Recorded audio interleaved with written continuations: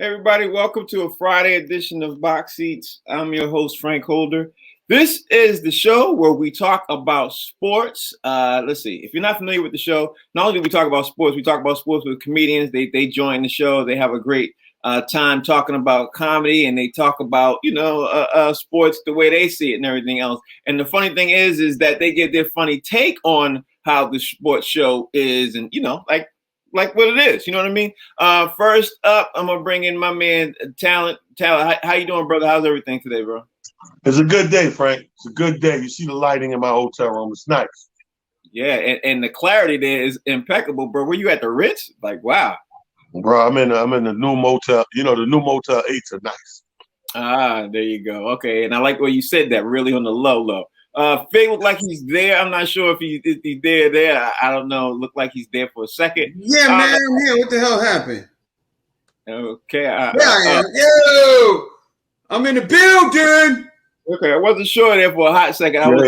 It's a little shady there, Fig. Yeah. Well, you know. Nice to have shade in the sun. Huh? I said it's good to have shade in the sun. It's a sunny day out. All right, let's get this thing started, man. I know the rest of the guys are going to join shortly and everything else, but the first thing is we always talk about a COVID report, and you guys know how we do. The crazy thing is that we talked about the protocols and stuff the NFL is taking. Tom Brady went to Instagram yesterday. He said how ignorant he thinks some of the NFL players are being about this COVID report. At the same time he posted that, Talent, Kirk Cousins gets on a podium and says he's still not getting the vaccine. He's not going to do it. He's going to follow the protocols of what they can do. But he went up there and said, even though it's personal and he doesn't like being asked whether he's taking his vaccine shot or not, he still is not going to do it. Now, here's the crazy thing, Talent. We all know he's quarterback of the Minnesota Vikings. So if your QB is saying, yeah, I don't know, and I'm willing to risk the forfeit and everything else, can you imagine what the ownership and mandate? Because they can't force. There's not a mandate. They're not forcing you to do it. They just put everything in line up for you to take the vaccine, and it's your choice whether or not you choose to do it or not. What's your thoughts on this, Talent? I think the real problem is that we're having here is I think people look at this vaccine several different ways. I think some people actually look at it as a real personal thing. And I think that the problem is when you ask them, are you vaccinated? You get vaccinated, you should get vaccinated. I think that's like a medical personal procedure. A lot of people are looking at it like, so they don't either want to take it because people saying take it, or they don't want to tell you if they took it because they feel it's their personal business. It's like politics. People don't like to tell you who they vote for. Yeah, it really is like that too. Look, Fig, do you agree with what he's saying? Like, is it super personal, or should they do it because of, like we've been talking about, it's a lot more at risk than just your person. You know what I mean? What's your thoughts? Man, listen, of course it's personal. You know what I mean? It's your personal business. It's whether you took the vaccine or not. But Kirk Cousins saying he ain't going to show up. Who the hell cares? You ain't showed up since you've been drafted. If Kirk Cousins' last name was Jones, his ass would have been out of the league. So who the hell cares what Kirk freaking Cousins does? He's lucky he got a job. Somebody else could take his job. Talent is tall. He could be a quarterback. He'd do just as good as Kirk Cousins.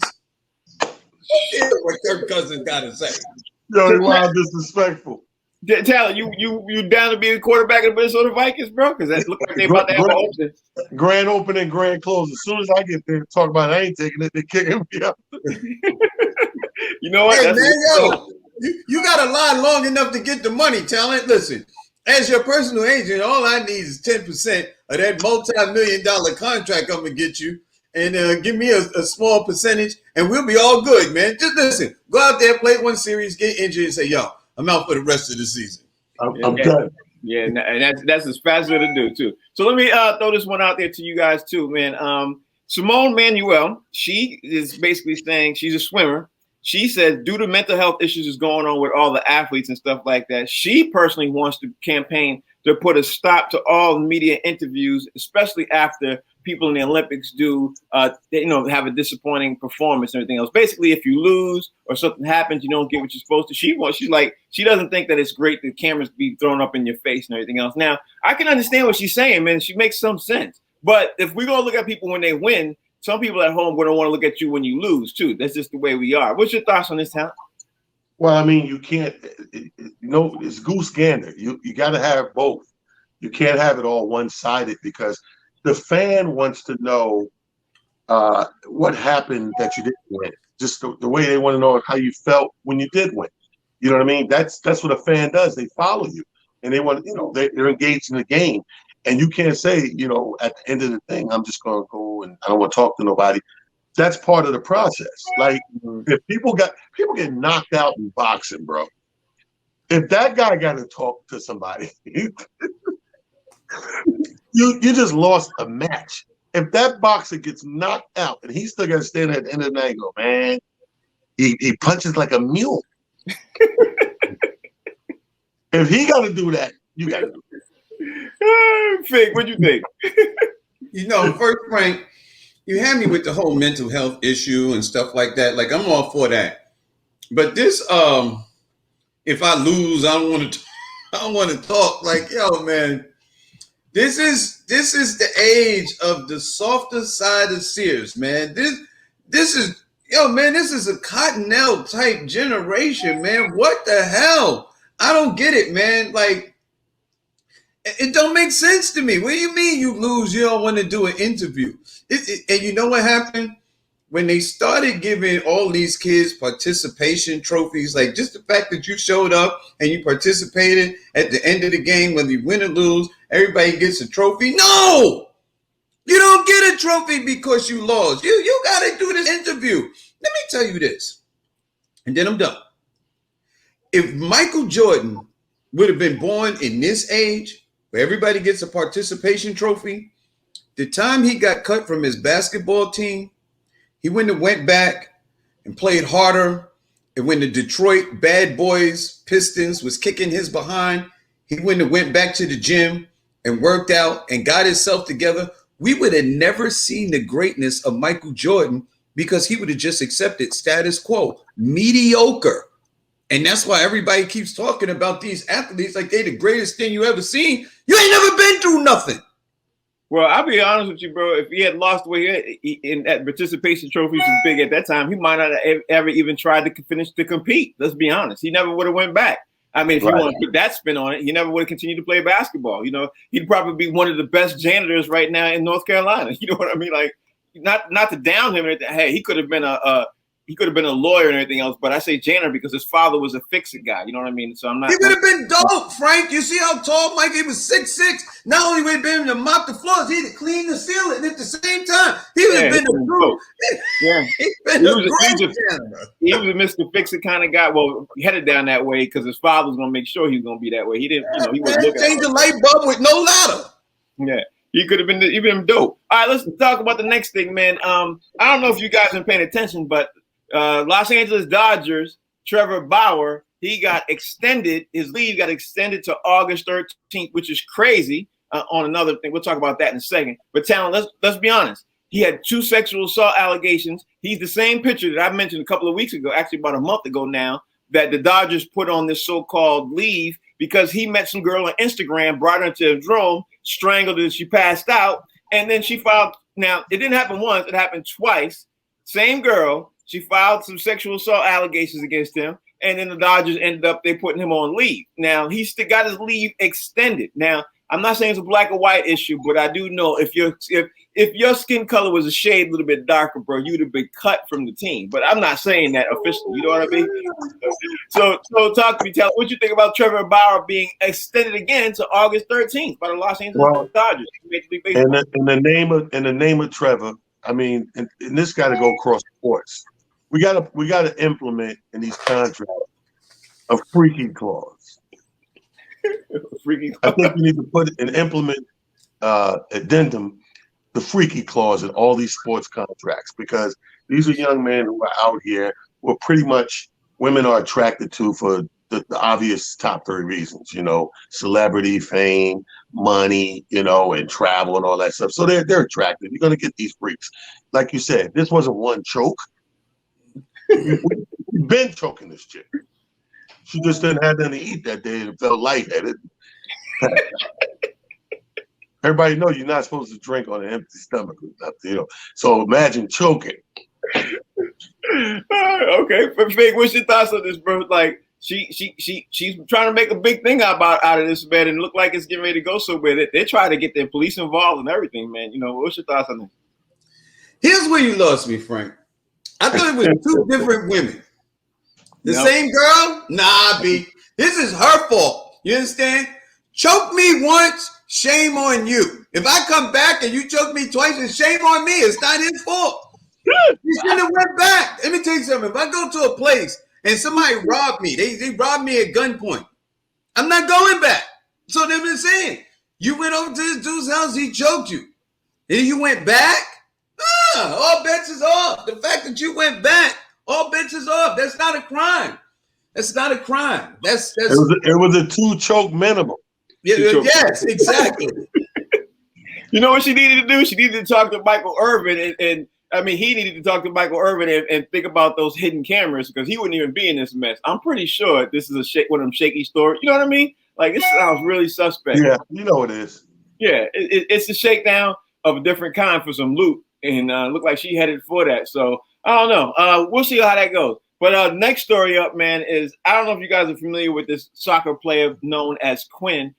We talked about this issue a little while ago, but Quinn is now the first trans athlete to win a gold medal. Now, it's crazy because it's a man. I'm not sure if it's a man trying to be a woman or a woman trying to be a man. I think it's a man trying to be a woman for women's soccer. But now, you know what happens now? The door is now about to be open for more trans athletes to be accepted in the Olympics and all sports, because now guess what?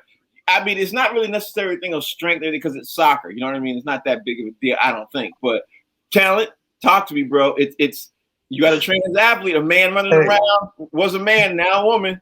You know, first, two things we could solve this problem. Why can't we come up with another color medal?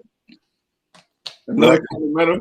Yeah, just add another color with zinc or something like that. You already got your gold, silver, and your bronze. Put a little zinc or something in there, right? And let those different people who we don't know, like you said, they like to use they can win that. Either that or, have a separate compartment of the Olympics altogether. We have the Special Olympics. He said that with a straight face. No, because think about it. These are people who have these, physical ailments that want to compete, but they don't let them compete, obviously, with the regular world athletes. They created a whole separate Special Olympics. Yeah, they did. I don't even know what to say about that one. No, think about it. What's wrong with what I'm saying? Nothing. There's nothing. So let's obviously we would need a certain amount of people, to be a part of it. But let's just say you got enough people, transgender or whatever, that really want to compete and all that. Give them their thing, so that there's no argument. There's nobody saying, "Oh, he used to be a man, he can't be in this. He used to be a woman, couldn't be in that." If you give them their own thing, nobody's beefing about that. Special Olympics. How many times have they been under fire? I just want to know who would be the pecker checker. This dude is crazy. Yo, what's wrong with you? Who's gonna be the guy? Like, he's gonna be the pecker checker. So, okay, all you guys on that side. Oh, wait a minute. Let me check. The checker's transgender. They can't be with him or her. They. Yeah, but you know what I mean. But who's gonna be the dude to be like, let me just make sure you're supposed to be on the right team? Obviously, a former transgender athlete. Exactly.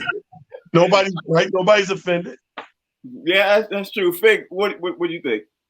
Yeah, man, talent has a perfect point. They got the rainbow, so if they win a gold medal, give them the tricolor gold. They got the tricolor. Yeah, there you go. Put that special medal out. That's it. Are we gonna have the transgender Olympics? Yeah. All transgender. Listen, it's not fair, B, because I don't care if I take LeBron James and I put him in a dress, and he says he wants it. I'm just using that for an example, to no shade. And I put him in a dress and he says he wants to join the WNBA. Isn't that unfair to the women? Like, come on, B. Just because you decided, like, oh, I identify as a woman, so that means that I should be able to go into the car dealership, go to Bentley and tell them, I identify as a billionaire and I'd like this Bentley delivered to my house. What do you mean? You can't do that, B. You just like, yo, look, if you want to identify as man or woman and stuff like that, that's your personal business. But when it comes to competing, and the only way this becomes a problem is when the men that transgender over to women want to compete against other women, but you still got all of those man muscles, feature, bone structure, testosterone, all that stuff like that. It's not fair. The Olympics this year actually took biological women that were born female and told them they couldn't compete in other portions of the Olympics because supposedly they had too much testosterone. And you know the color that these women were. They were brown. They were African women, American women, or black women, and they couldn't participate in 2 events because they had too much testosterone. But then you're going to have somebody that was actually born a man and they can compete against people who were born women. That's not fair, B. I don't care what. No, you can't convince me that that's right. That's not right. No, it might not be right and it might not be fair, but let's be honest. It's happening right now as we speak. As we speak, transgenders, the Olympics has accepted transgenders to be able to compete in any sport. To be honest with you, in any sport, if you think you can compete in that sport, I just have a problem with it when it comes down to things of actual strength. You know what I mean? That's soccer. I don't really, I'm not really that up in arms. You need agility, Frank. Listen, if soccer was okay, why don't the men play against the women? I didn't say it's okay. I just said I'm not really up in arms about soccer because soccer, there are some very fast women in soccer. They're in speed and agility. You're absolutely right about that. But there are some fast women they're not as fast as that. You can take the slowest dude and the fastest woman. She wouldn't have a chance. I don't know about that one, bro. I don't know about that. Professional athlete. I've seen some pretty fast women. I mean, and again, it's soccer. It's not. Speed and agility, you're right, but it's not like it's a thing whereas it's strength. That's my issue. My whole issue is strength. If you're playing something like let's say if you're playing something like actually let's use weightlifting. If you're using weightlifting and a man is now transitioning on the side of on the women's side, and now the man is competing with other women, that's completely not fair to me. That's 100%. You don't think in soccer the dudes are bigger and stronger and faster than the women? I didn't say that. I'm saying is that I don't look at it as a big deal as it would be as if they're weightlifting. I'm not that much. No, I'm not saying it's not. I'm not saying it's not. I'm just saying I'm not as up in arms about it. I'm not. That's all I'm saying. Like I'm not. That's because your daughter ain't got to play against somebody's son that transgender. That's why you don't see the difference. It's different. Running and speed is different. Because you have to factor in the flap effect. Yeah. You know what the flap effect is. What's the flap effect? Women ain't got nothing flapping around in there when they're running. You got to run and keep that speed up with the flap effect.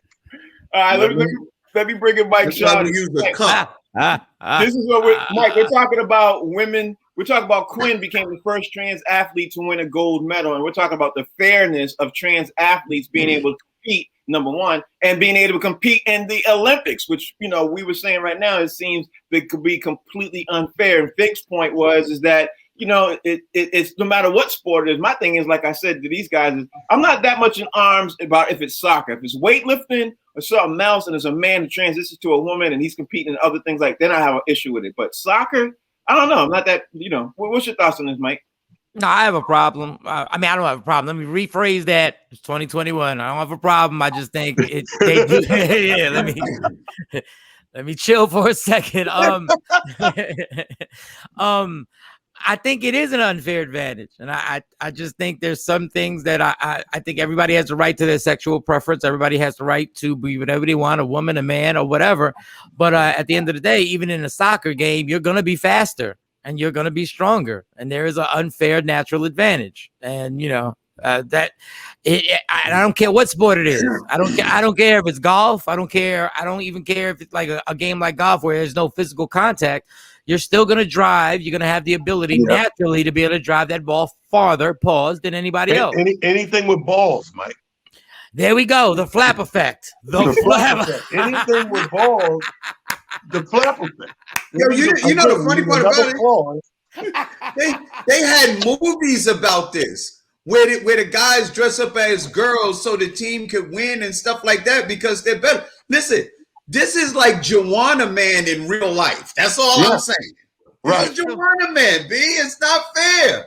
It's definitely not fair. Now, speaking of not fair, since I got some Giants fans on this panel, I got to talk about this next story. I don't know if you guys peeped this, but there has been 3 offensive linemen who retired this week. Now, here's the key note, and I'm going to start with you, Talent. At the beginning of the week, the Giants got to this big, huge brawl. After the brawl, 3 offensive linemen retired immediately because it's creating a big issue, amongst the team and everything else. This one, the third one, retired this morning. His name was Zach Fulton. He retired. Now, I'm going to ask you, Talent, do you think it has anything to do with the coach? Do you think it has anything to do with what's going on behind the scenes? What do you think your thoughts are of what actually could be happening at New York Giants camp right now where you got 3 people get up and retire? They're sick of it. Well, obviously, it's an ultimate ass whooping. You know how bad you got to get your ass whooped? I retired. I can't go back in that locker room. Everybody seen what happened. And it's probably a little guy beat up the 3 big men. It's probably a little guy with 3 big linemen that they said, we got to get out of here. I can't go back in that locker room. That's I think that depending on why this brawl was, if this was a brawl that stemmed from coaching staff down, then yeah, obviously that's the problem. But if it's a player brawl, meaning that's some internal thing between the players not getting along, and I believe it or not, I've seen in the NFL times over the years where it's over a woman. Certain players are dealing with certain women and they get into it and they refuse to play again. And the only way out of that situation is to retire or resign because the team won't let you go. That's the way you beat the clause. There's clauses in these contracts financially. If I want to play again and I don't want to lose everything, I got to leave a certain way. And I think that's what's going on here. Yeah, it could be. The quarterback was under the pile too, Fig. So that might be a big issue too, man.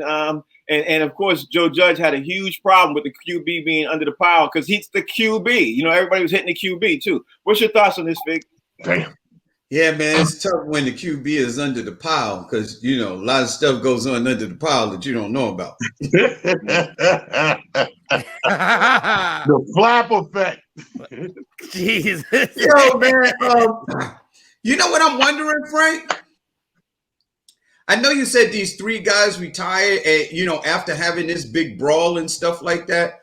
But you know what I'm actually wondering? Is it the brawl or is it this whole COVID thing? I guess it could be. They got this whole COVID thing. We just talked about it earlier where they're telling guys like, if you don't get your vaccine, you can lose money and all this stuff like that, forfeit. Maybe that has a little bit to do with it too. It could be COVID, but I think honestly, I'm gonna say this. I've heard people complain about Joe Judge and his screaming all the time and everything else. I asked the Giants fan on this panel, I think a lot of people are sick of the Joe Judge, honestly, because one guy, I forgot the player it was, but he switched teams in the offseason. They asked him about his New York Giants experience, Mike, and he was like, Joe Judge does a ton of screaming. He got sick of it. It might be that. What you think, man? What you think, Mike? It could have been, after it was the repercussions afterwards when he made him do some crazy 100-yard sprints afterwards. He basically gave him a punishment like they were a college team. Okay, I'm a Giant fan. 3 offensive linemen retire. I would have been happy if y'all retired before last year because y'all sucked. But I don't mind Joe doing this. If y'all retiring because y'all scared, y'all mad at him yelling, then win. Because he's trying to change a culture in New York that's been horrible for years now. So when you change the culture, guess what? Look, do I want to be yelled at? No, I don't. But then do your job and don't get into a brawl where the quarterback is literally under the pile. So listen, if they sensitive, I've never heard NFL players being this sensitive, but if they are, they are. I don't care because I saw a huge change in the culture last year with the Giants. And I think there's going to be a bigger change this year. So I appreciate that. Yeah, honestly, man. And you got to be careful when guys switch teams. Sometimes it has nothing to do with sports. Jeez. God. The flap effect is going crazy today. Listen, Uh, I mean, it is what it is, bro. This is what I know. If it changes the culture, I'm with it. This is what I know. That I did see a difference in the Giants last year. It's like they were in a lot more games than they have been in years. You know what I mean? They're playing better. I think he's trending in the right direction. I don't know necessarily if it's the way I'd want to do it or anything else, but I think that's going in the right direction. The next thing up, man, is Allison Felix won her 10th medal. She now has become the most decorated gymnast to actually win medals and everything else. No. Allison Felix runs track. I meant to say female track. She becomes the most decorated female track star in Olympic history. She's being compared to Simone Biles. I want to ask you, Talent, what you think about Allison Felix becoming up there next to Simone Biles and everything else? Now, mind you, we'll have two women who they got more medals than almost damn near anybody. What's your thought on this, Talent? I think it's wonderful. I love to see history in the making. I mean, who doesn't? I mean, this is why we watch sports, because we never know when that historical thing is going to happen, when we sit down and fall back and go, wow, they just broke this record, or they are the leader in this. I think it's wonderful. I mean, more history making. Let's get it popping. Let's get it going. And these people are nice and young enough that I want to see them, push the envelope. Like when people say you're too old and this is your last Olympics, it's time to go, push the envelope and prove them wrong. I love to see that. Yeah, I do too, bro. What you think? I think what's amazing about Allison Felix, I think she just came off of some kind of surgery or having a baby or something like that. Medical that happened, which people thought that she was not going to make this Olympics, and she did. And for her to medal, although it wasn't the gold medal, she was right there. And the other young lady from the other team, she actually dove across the line and just barely won the gold medal, just eked out Allison Felix for the gold. Allison Felix did win the silver medal, but for her to go through all of the stuff that she went through and to be able to make the Olympics, then be able to compete and be right there in contention for the gold medal, I give her a lot of applause. I've been a fan of Allison Felix for a lot of years, man. She's been kicking up dust for a lot of years and doing the damn thing, man. Salute to Allison Felix. Mike. I think it's amazing. I think technically she won the bronze. I don't want to get into the nitpick. I think she won the bronze. Okay. I think she won the bronze. I just want to say this when I'm watching the track and field, and maybe it's because I'm getting older and I'm appreciating things more. These track stars, literally, when they're running, they show a certain angle on that track. It doesn't look humanly possible how fast they're going. And I'm just amazed by it, and I'm stunned by it. And Alex, like, God bless her. Like, keep doing your thing. And like Figget brought up, she went through a very, very difficult pregnancy and actually ran her fastest time in like 8 years after the pregnancy. The fact that women can do stuff like that, the fact that Serena Williams can win a damn tennis match while she's pregnant, it just shows women are on a whole nother level than us. Like they really are. They are on a whole nother level. And congratulations to that sister. I mean, that's simple. That's simple arithmetic. I mean, if you get rid of, you get your baby, you deliver the baby, you should be fast.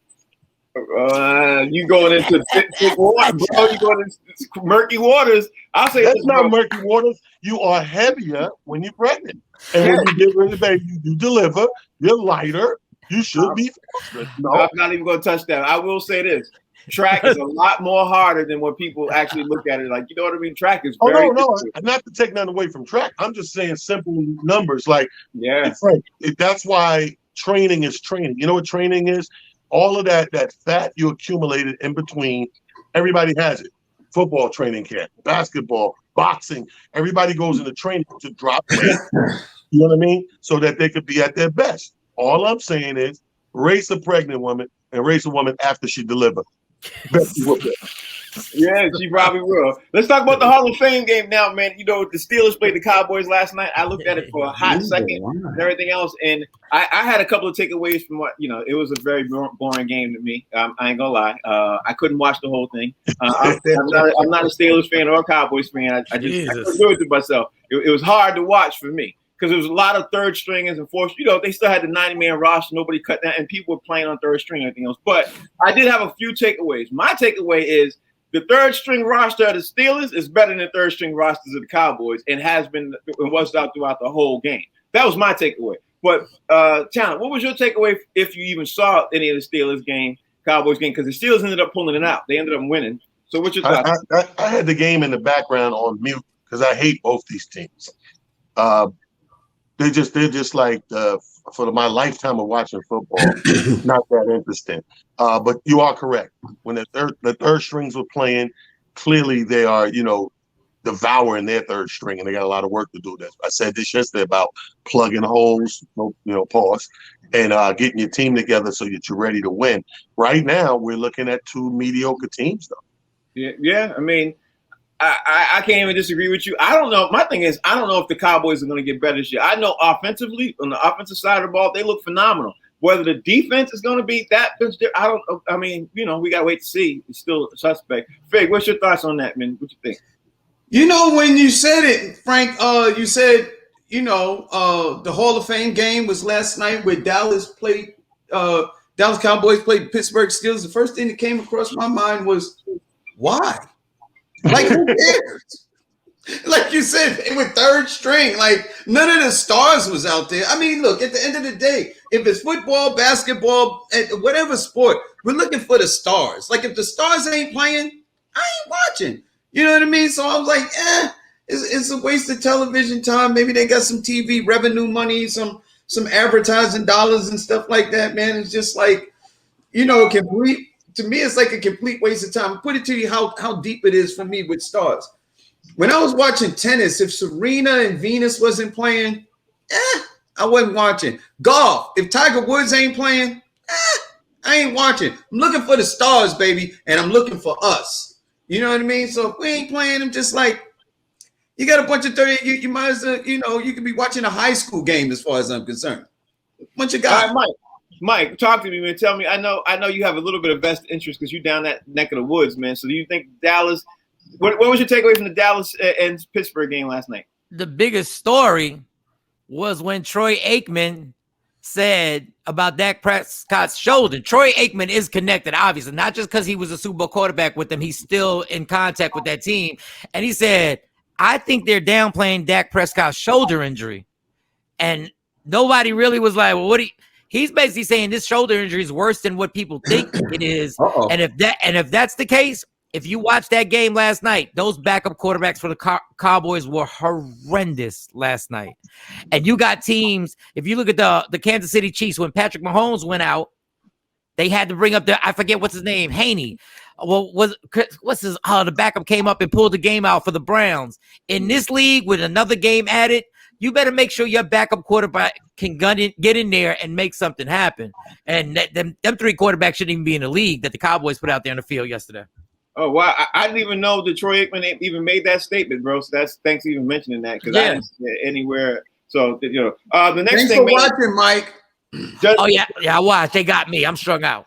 So, Talent, man, the news just dropped just now that Bills quarterback Josh Allen just agreed to a 6-year, $280 million deal with $150 million guaranteed, and it's the most ever in a single contract, even beating out Patrick Mahomes. So, when it comes to contracts right now, Josh Allen, QB for the Buffalo Bills, is getting seriously paid because, like I said, guaranteed money is guaranteed money. No matter what he does, he's getting $150 million. What's your thoughts on that? Well, Patrick Mahomes, he's light-skinned, but he's not white. Yeah. Josh Allen he's white. He's in white territory up in Buffalo, and when it snows, everything's white up there. So we all know that the ka-ching is a different sound. That register makes a different sound when they take care of their all-American quarterbacks. So I'm not surprised at all. Now, one thing I won't say is that the man didn't ball out and deserve a contract.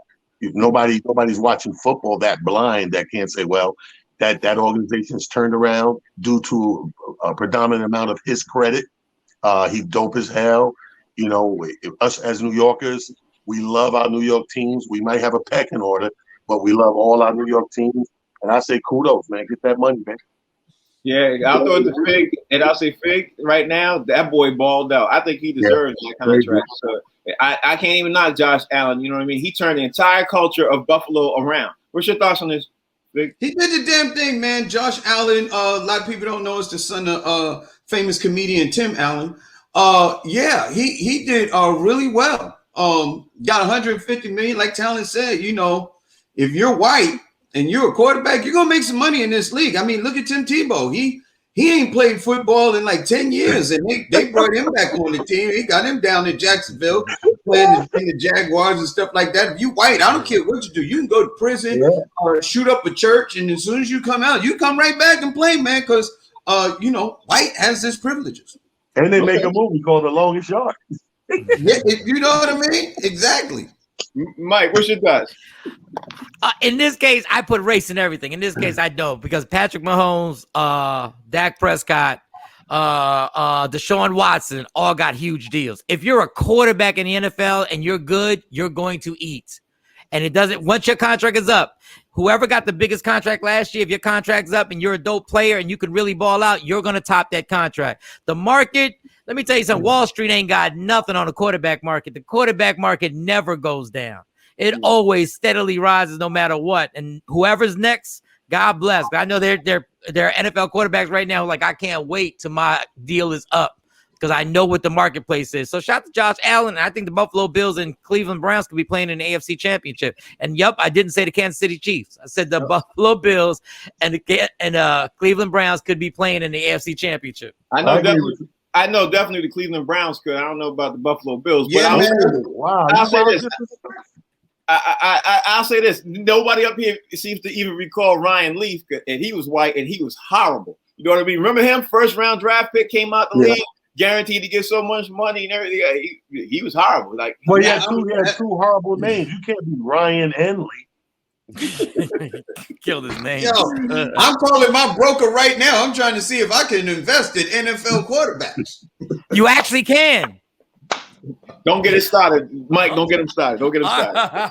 All right, Fig, you ready for the top Dawgs report, man? We got time for that. Yeah, man. Let's do the top dogs, man. Make this one real quick. These are my top dogs. If you don't like them, come up with your own. Anyway, first on my list, ladies and gentlemen, my top dog, 5 of them this week.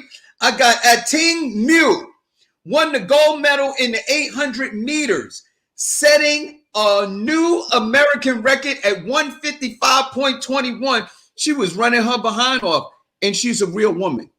No testosterone in that body. Second on my list, I got Tamara Mensah Stock, the first U.S. black woman to win a gold medal in wrestling. Let's give it up to my girl Tamara Mensah Stock, the first black woman. My sister's been kicking behind in the Olympics. Third up on my list is my girl, man. She's a beautiful young lady, man. She's brand new baby in the track and field. Sydney McLaughlin wins the gold medal in the 400-meter hurdles, setting a new world record at 51.46. And guess what? She broke the world record, and the world record was already hers. So she broke her own world record to set a brand new record, giving it to Sydney McLaughlin. Yeah, I like Sydney McLaughlin doing the damn thing. That fourth on my list, ladies and gentlemen, is my man Caleb Drexel. He won the 100 meters butterfly. Now, let me tell you something. Anybody know anything about swimming? The butterfly has to be the hardest stroke. Pause. The hardest stroke in swimming. Very difficult. He did the 100 meters in 49.45 seconds. He also set a new world record, giving it up to my man Caleb Drexel. Is the butterfly harder than the moth? Yes, much harder than the moth. Yes, absolutely. Last but not least, I got to give it up to my man KD, Kevin Durant, doing the damn thing, taking the USA basketball team to the finals, getting ready to play for the gold medal, scoring 29 points. He had to come back, too. They had to come back because they was down. He scored 13 points in the third quarter, defeating Spain 95-81. Listen, KD passed Carmelo Anthony as the leading scorer in men's Olympic basketball. Now, if he finishes the job and wins the gold medal, Kevin Durant and Carmelo Anthony be with the only 2 Olympic basketball players to have 3 gold medals. Giving it up to my man KD. That's my 5 top dogs. You watch the Olympics. You watch this. You watch that. What's yours? I gotta say that was a perfect Top Dogs list, bro. What? Like that was a perfect.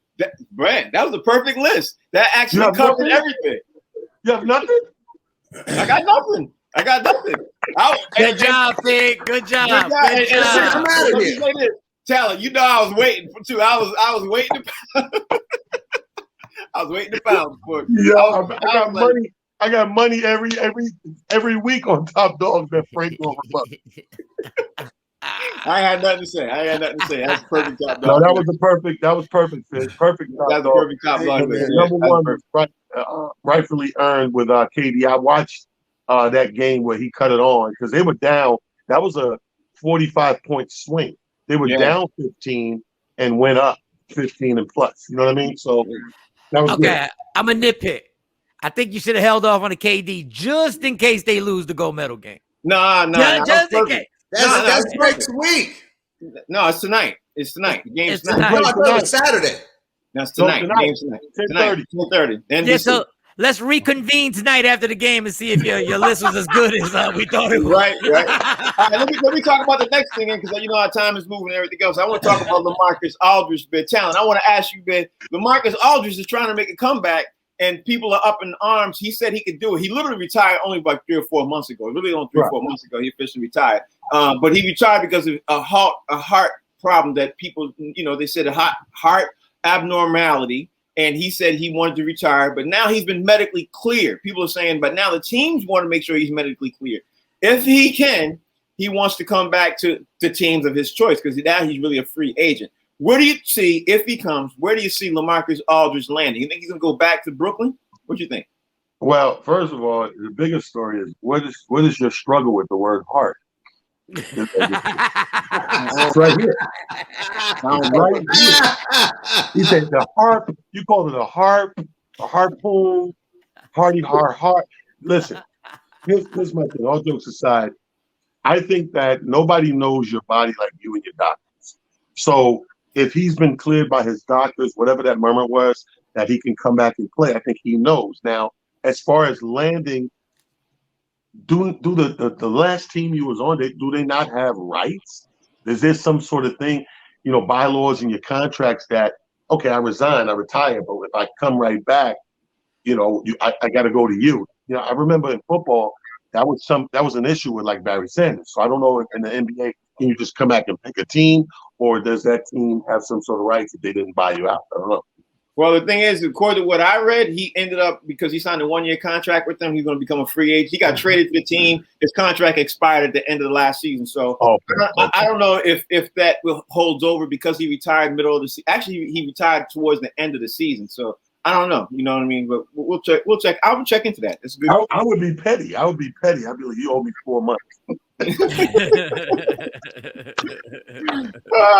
Fig, what you think, bro? Well, Frank, since you said where he's going to land, I'm going to go ahead and say LAX. Because Lamarcus Aldridge is he's up in age, and we know that the Lakers are taking all senior citizen basketball players. If you are between 35 and 40, LA wants you. So I'm just going ahead and say he's going to the Lakers. But on a serious note, I'm really concerned because we know we lost a few basketball players on the court. And if he has a heart issue, I'd like to err on the side of caution and just hope that that he is going to be all right, because basketball is one of my favorite sports, and it would be horrific to see somebody pass away on the court. So, Godspeed to him. I hope he's well enough to come back really, and the doctors have cleared him, because we know if you got enough money, the doctors will say anything. So I'm just really hoping that he is cleared and okay to come back and play the game safely and at a high level. Mike, your thoughts? I wouldn't be shocked if first of all, everything Fig said about health. We want him to be healthy, and I hope he's not, I hope the doctors are being honest with him, because we don't want another Reggie Lewis tragedy to happen on a basketball court. I wouldn't mind him going back to Portland. I wouldn't mind him going back to Portland and going out there and see if he can help his original team out. I think the Lakers are capped out. I think the Lakers got 75 cents left. I think they got 75 cents on his salary cap left. Real talk. No. The Lakers, they got more money. Y'all read that this morning? Breaking news, they got $20 million from AARP. That's hilarious. It's hilarious. All right, let me talk about the last issue since we actually got the time, man, is that yesterday news came out from Bleacher Report. They reported that Ben Simmons hasn't spoken to Philadelphia management, Philadelphia players, anything to do with Philly. He just hasn't done it and everything else. And he's trying to basically get traded to Golden State. That's where he wants to play. I've said it before. If he goes to Golden State, that's a good look for him because he ain't got to worry about shooting. Golden State got shooting. They got shooting. I think it'd be a perfect marriage if he was to go over there, but we'll see if it happens. What's your thoughts on Ben Simmons trying to get out of Philly to land in Golden State, Talent? What's your thoughts? I think it don't even have to be. I mean, I think that's in a perfect world, that's a great place for him. But I really believe on anything on the West Coast, he can't go wrong. You know, that type of ball play, that run and gun style is what, you know, he is actually good at. He don't have a shot, but he can get to the rack and he can slash and he can find people. I think anything on that West Coast where they're running is going to behoove his game. He got, you know, get the hell off the East. Yeah, I agree with that one. Faye, what you think? I think Golden State is perfect simply because he reminds me of a taller, light-skinned, younger Draymond Green. He gets rebounds, he runs the court, he passes the ball, and he plays defense. It sounds like a version of Draymond Green to me. If he could learn the system and get in there and play with those dudes, you got Steph and Clay and you know some other complementary players. I think he's a perfect fit. But when you said he's not talking to anybody in the Sixer organization, man, that's just funny to me. It's like, I'm not talking to you.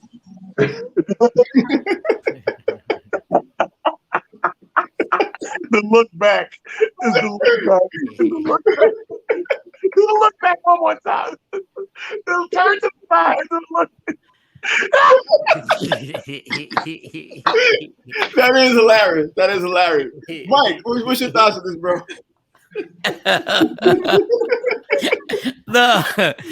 Yo, you got a hell of a nerve, Ben Simmons, talking about who you not talking to. You lucky I can't recklessly curse on this show the way I want to curse right now about this mother. You got a hell of a nerve, dog. You are a trillion dollar liability. You got the nerve to have an attitude. Dog, the reason why you're still on the Sixers right now is because they can't get what they want for you. Because every time you step on the court, it's 4-on-5. Every time you step on the court offensively, it's 4-on-5. I promise you, Ben Simmons, you're going to mess around, and when this contract is up, you're going to be a very good guy off the bench. Draymond was a good example. The only thing is, like, Draymond once in a while can hit a three and is not scared to shoot and literally can go to the free throw line and make some free throws. Dog, you've been spoiled since you were in college. These coaches have allowed you to do whatever you wanted. They didn't force you to improve your game over the summer and at least get a 15-foot jump shot. Get the hell out of here. You talking about you not going to talk to nobody. We're not talking to you. How about that? We're not talking to you.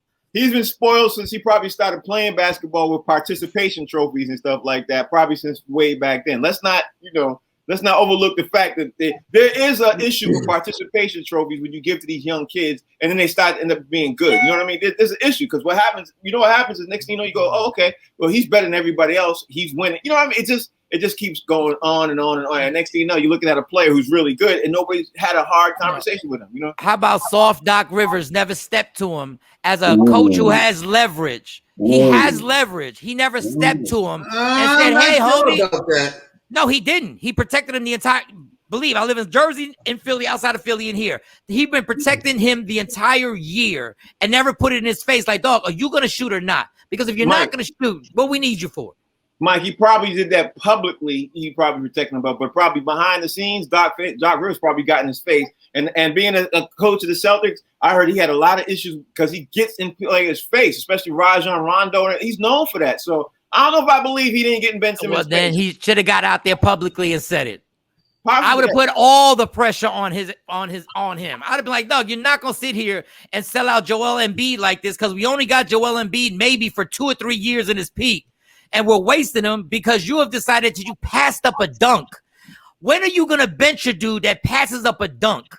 Like, we don't see that replay enough on ESPN. When he passed up a dunk, I looked and said, Doc, you're going to really leave him on the court? You're really going to leave him on the court? I'm very proud of you guys. This is very interesting to watch three light-skinned brothers go after this light-skinned guy like this. Exactly. Yeah, exactly. And one of them did the turn around move. The turn. You're not speaking of us, Big.